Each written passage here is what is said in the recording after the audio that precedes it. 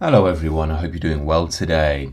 We're still in the aftermath of the Charlie Kirk assassination, and it's clear that emotions are running extremely high. There is lots of news flying around, lots of opinions, lots of theories, and also a copious, dangerous amount of rage bait out there.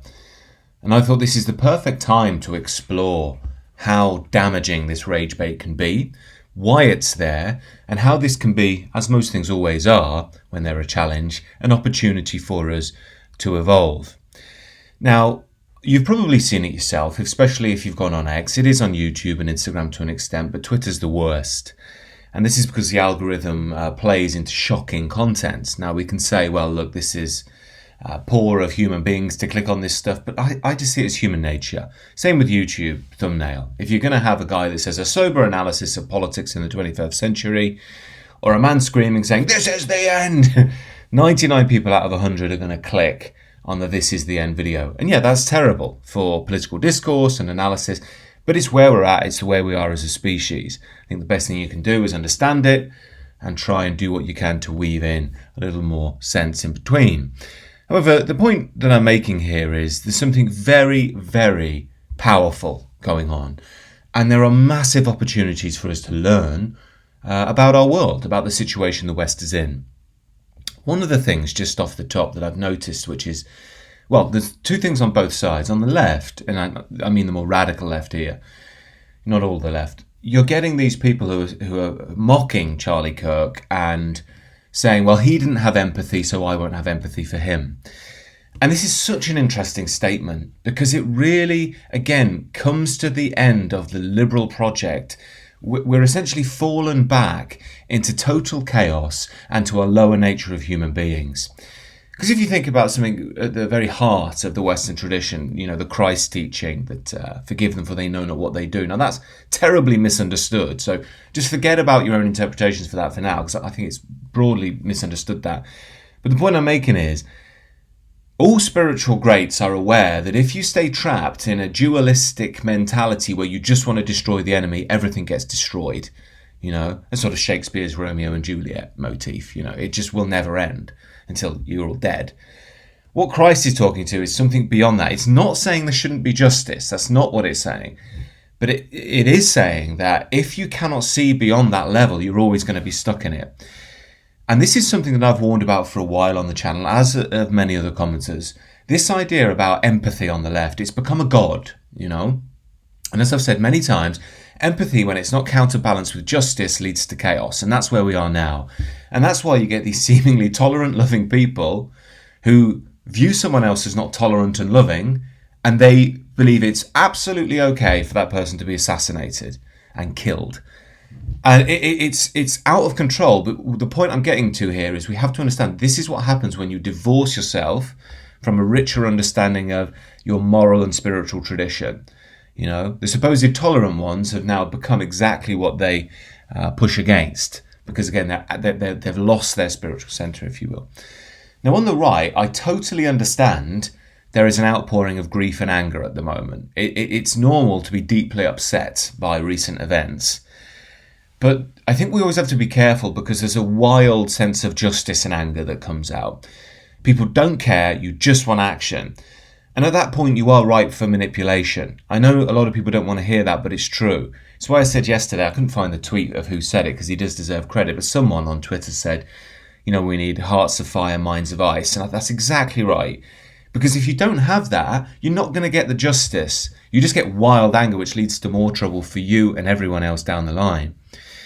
So I wanted to explore something here about the rage bait and how we can deal with it, not just because of the Charlie Kirk thing, because, look, I believe this is going to get worse. You know, I've said for a while, I believe liberalism is crumbling. I don't believe it can be fixed at the ballot box. This is going to need wholesale change on the civilizational level.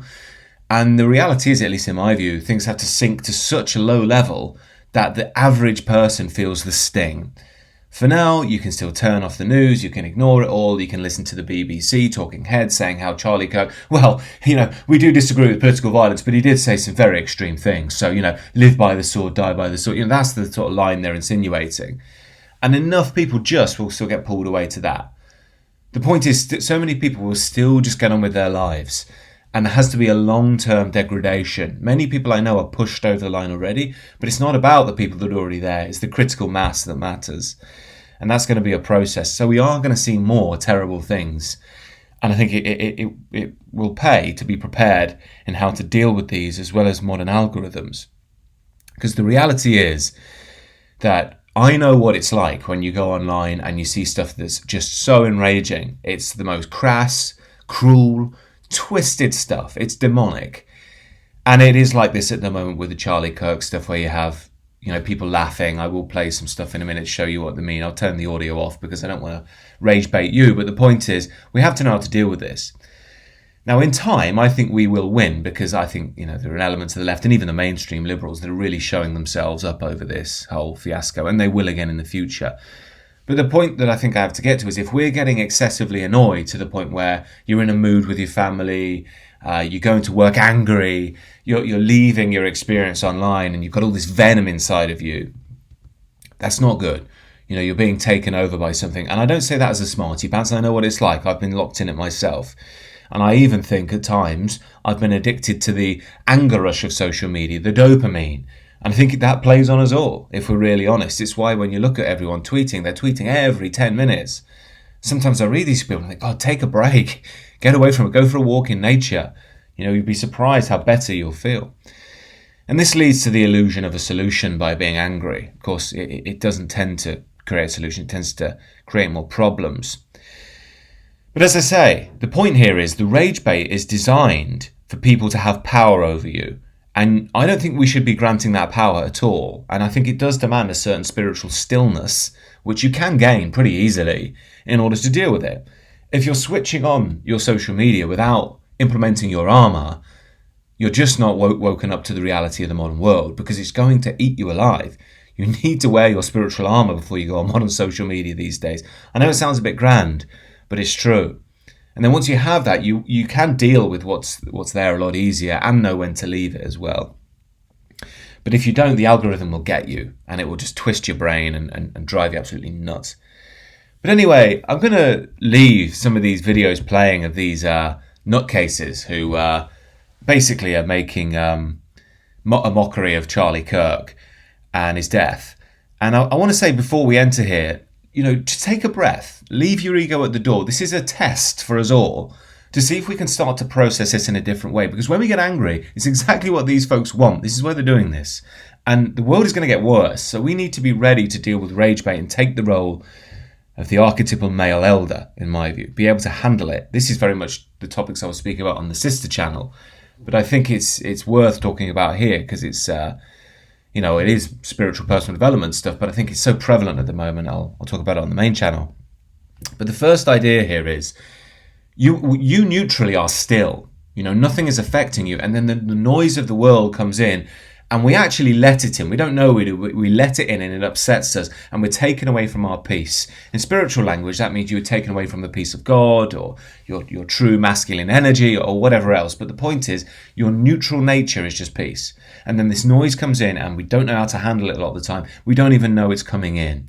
This is incidentally what Christ meant by turn the other cheek in the true spiritual understanding. He doesn't mean never seek any justice. This is a modern misreading of liberal modernity.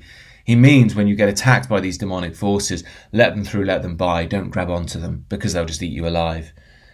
And the way we have to think about this video from this point on is we are Dante in Dante's Inferno. If you don't know, he goes into the centre of hell and he sees all the people suffering and the demonic forces. Take that objective approach, leave your ego at the door. If it's too much, just turn the video off. So let's have a look at these people. And I think what we can see first of all by these people mocking Charlie Kirk is a lot of the males are ugly. You wouldn't call them high status males. And I think, again, that's very telling for us. The other thing, as you'll see as we go through all of these, is the women are very bratty. They have a bratty attitude. They don't look like mature, serene women, the archetype of femininity. They look like bratty adolescents. There's a sanctimonious energy. The women are wearing lots of makeup. There's lots of performative laughing.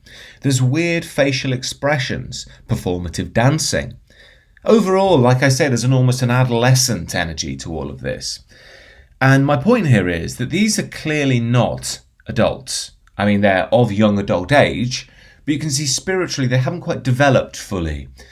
And this tells us something really important that we're seeing. And I think you get this a lot online in this day and age, but also with the rage bait we're seeing at the moment.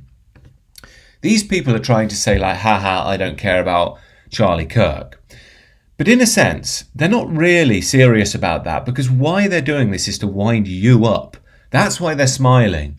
They're smiling like naughty schoolgirls because they know that this is edgy to their friends, that they're going to get brownie points from the other liberals to show how virtuous they are in that community. Again, it's demonic, but that's, like I said at the top of the video, the empathy thing has turned sick because it's lost its counterbalance in justice. But the point is, we have to remember when we see this stuff, not to just get enraged and think, oh, I'm so mad, and start taking it out, in your own personal life or whatever. But remembering this is a demonic attack. If we understand it on the spiritual level, it's a demonic attack trying to upset your equilibrium, which is going to lead you to act in ways that aren't natural to you. That doesn't mean not pursue justice, by the way. Again, if you don't like the religious language, just think about it like a Jedi. What would Master Yoda said? Be still, young Jedi. Let the noise of the dark forces, the dark side pass. They will come, they'll knock on the door, they might even scream, but they will leave and they will go on. They will burn out because they have no power in and of themselves. They only have the power to deceive you. That's it. And it's us who let ourselves be deceived, because most of the time we're in a state of spiritual vulnerability. But the point here is about these people doing this is, what does it tell us about them? Well, I think the first thing, it's a performance act. As I say, it's designed to wind you up and get credibility with other liberals. And they think, again, because of this empathy dynamic they've created, they think they're somehow just in doing it. Or at least they convince themselves they are. But really, the reason why they're doing this, the energy is almost 1,000 times of the errant daughter trying to wind up her distant father that she says she hates because he abandoned her but secretly craves. That's the energy I get from this. When I say demonic energy, I don't think these are actual demons, but I think a demonic energy is working through them. Their souls have been corrupted. And when we flesh this out into someone like Charlie Kirk and why they hate him so much, is because the demonic forces, through the Christian understanding, hate someone like Charlie Kirk because he talks to, well, he's a conservative Christian. He looks to the Great Father, and that represents the great tradition, the masculine energy, and everything in that is why he's hated so much. They say he doesn't have empathy, but as I've said many times on the channel, why men don't like the word love in this day and age is because they view it as feminine empathy. It's not their fault, that's what the culture's done to them. But love, properly understood in the true religious, metaphysical dimension, it's beyond gender, but it has gendered forms: the feminine compassion, the masculine justice and challenge of the father, and the protective energy of the father. Now again, because these youngsters have never had that energy but secretly crave it, they hate it. And Charlie Kirk is a representative of that energy, which is why they hate him. And it's worth asking this question. Well, when we understand things this way and we let go of the rage and look at this mess of humanity, who are these lost souls? Where have they come from? Well, it's quite simple. These are the lost children of the liberal boomers. That's the reality. The liberal boomers who believed in this free love and flower power and the break with the tradition. It all started so wonderful. It was all about empathy. But again, even back then, they lost the counterbalance of justice, and it's just degenerated into this. Laughing because an innocent man gets murdered because he has different political views to you and morals to you. And you think it's funny. But this is what it's degenerated into, because these are feral children, is what they really are, spiritually understood. Now, I hope some of them can make it back, but I think some of them might be too far gone. And this is why we're entering chaos, as a culture. This is an extreme example, obviously, but we're seeing things pull this way. And when you move into this demonic energy, things get more and more chaotic, and you need to rediscover your foundations once more. And again, this is why Christ said, forgive them for they know not what they do. He doesn't mean forgive their actions. He doesn't mean, oh, it's all okay. He means they don't understand. They don't understand the mess that they're playing in. Their souls are going to go to hell, and are in hell already when you're behaving like this. They are tormented within, these people. That's why they're happy at this. It's the demons within them laughing. And I always find it so interesting with these kids when you look at them. And I always think of my grandparents and my grandparents' generation, because my friends' grandparents were the same. They knew something is off with modernity instinctively.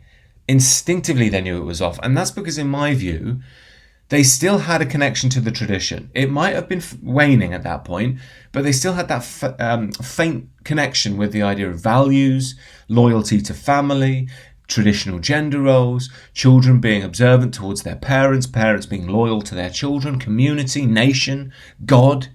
They knew these things mattered on an instinctive level. They'd probably lost the ability to articulate that, but they knew it. And they could tell that we were going in the wrong direction. And I always felt that this really sang in C.S. Lewis's work, The Abolition of Man. It's worth reading if you fancy. But he has this first chapter, which is called Men Without Chests. And Lewis is arguing, it's right at the sort of beginning of the, maybe a bit later than the beginning of the last century, but earlier in last century. And he's saying modern education basically produces individuals who can't really order their emotions properly and can't reason morally. And he says this because they dismiss what he defines as objective values, or we could understand really as morality, the common moral strain that unites us. He calls it the Tao, which is almost a Chinese word for the way, I guess, in a Christian language, or karma in a more Indian Hindu language. But we could describe it as tradition, if you watch this video a lot. It's the balance, if you like, the spiritual, metaphysical balance that keeps the line between good and evil. And he says this isn't just up for you to make up. This is there within us. It's transcendent. It's the God force. And he says we left that in favour of subjective feelings. And you can see what he means in modernity, my truth. I need to express my truth. You hear that from women and LGBTQs and wokes and all that sort of thing a lot. And people often say, well, there is no your truth, there's just the truth and how you feel, and you're welcome to feel how you feel, but it doesn't necessarily mean it's the truth. But this is what C.S. Lewis was warning about a long, long time ago. And he's saying that we've essentially trained them to be skeptical of this moral centre, while on the counter telling them to believe in their own whims whenever they like. And this has led to what he terms men without chests, i.e. the people have grown, but they've lost their centre.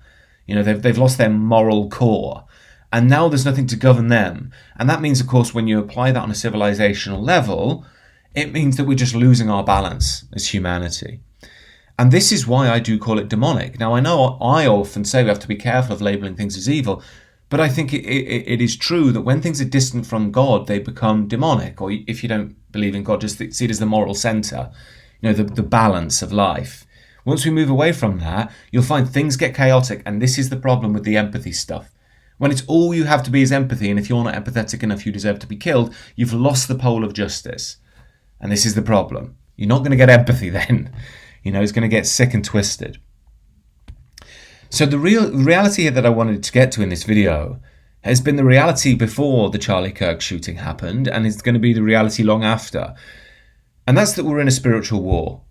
And on one side is this non-traditional, ideological, materialist utopianism versus, I wouldn't even say the sacred order because it's been destroyed. Well, the sacred order hasn't been destroyed, but our understanding of it has. But there's a yearning for the sacred order on the other side. Now, I believe the decay has just gone on too long. I don't think we can just reawaken the sacred order tomorrow. We've got too many feral people around, like I've been showing you, and the centrist dad is still slowly waking up to the truth. It's going to take him decades. And a lot of the men are just lost in women, in money, in status. They're completely entrapped in the world of material things. It's going to be hard for them to come out. So that means that life is going to have to take over, or God if you're religious, and it will re-implement control.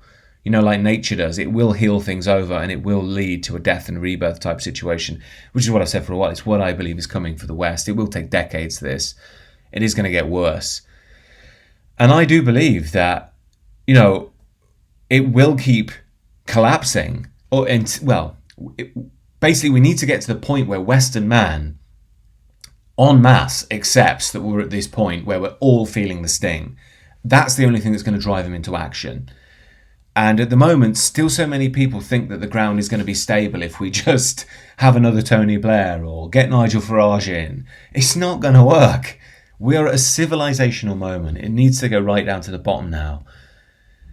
Now, this is why I say, like, when we understand this, we cannot expect too much from these generations. In fact, we even maybe expect their behavior. So you're not shocked by it, and you're not bothered by it, and you know how to deal with it. You know, we don't go unguarded when you're dealing with these people because they have become demonic, some of them. Now, the other thing is, if we don't do that, those demons will awaken in you as well, especially if you haven't done the spiritual work. The demons that you see outside will make you so mad and you want revenge, and then it's just two demons fighting each other. You know, there's not really any solution being offered. And this is why I think our hope for the future, incidentally, is where Charlie Kirk placed his hope, in something beyond this world that gives life and gives it abundantly. You know, that created the Western civilization in the first place. We have to go back to roots, to the core of the tradition, to rediscover what good is, what vitality is, what life is. As that saying from Tolkien, people often say it is good creates and evil destroys. I think it's more something like the shadow that bred men, the shadow that bred them can only mock. I think he's talking about the orcs. It cannot make anything. It cannot create real things of its own. Well, that's the situation we're in now with the West. It can only mock and deceive.